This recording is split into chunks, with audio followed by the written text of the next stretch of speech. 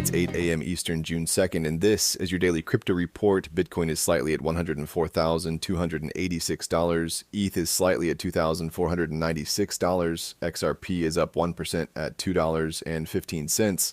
While Metaplanet has purchased an additional 1,088 BTC for $117.5 million, bringing its total holdings to 8,888 BTC worth over $930 million.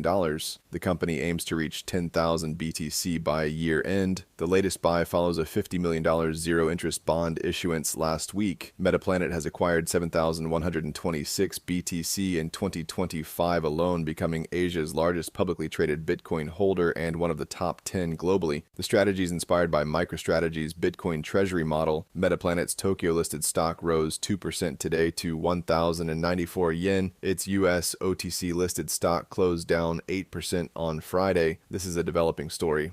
Well, guys, crypto investment funds brought in $286 million in net inflows last week, marking the 7th straight week of gains and bringing the total to $10.9 billion. Ethereum led with $321 million in inflows, its best run since December 2024. US spot ETH ETFs made up nearly all of that at $286 million. Bitcoin funds saw $8 million in net outflows, ending a 6-week $9.6 billion streak. US spot Bitcoin ETFs alone lost $145 million, including the end of IBIT's 34-day inflow run. XRP funds saw a second week of outflows totaling $28 million.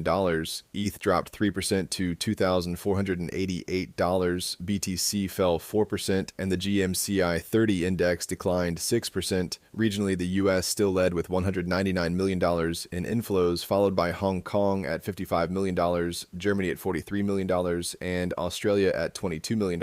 Switzerland saw $33 million in outflows. Well, ZachXBT has flagged suspicious outflows totaling $11.5 million from Taiwan-based BitoPro's hot wallets on May 8th. The funds moved across Ethereum, Solana, Tron, and Polygon and were later funneled through Tornado, Thorchain, and Wasabi. BitoPro confirmed hours later that it had been hacked during a wallet upgrade and asset transfer. The exchange said it triggered emergency protocols, moved assets to a new wallet, and hired a third-party cybersecurity firm to investigate. It claimed no user funds were affected but did not explain the delay in disclosure. This is a developing story. While Bitcoin is trading around $105,500 after pulling back from last week's all-time high of $111,800. Analysts describe this as a technical pivot point with support holding near $103,000 and a deeper base around $97,600. BTC dominance is rising as altcoins underperform. Institutional buying continues to drive momentum led by firms like Strategy, Metaplanet, and 21. While some companies are exploring ETH, XRP, and Solana treasuries, BTC remains the primary focus. Analysts say BTC is increasingly seen as a strategic macro hedge, now reacting more to economic data and geopolitical risk. This is a developing story. And finally, the total stablecoin market cap has surpassed $250 billion for the first time, with $245 billion in dollar-backed assets. USDT leads at over $153 billion, followed by USDC at $61 billion.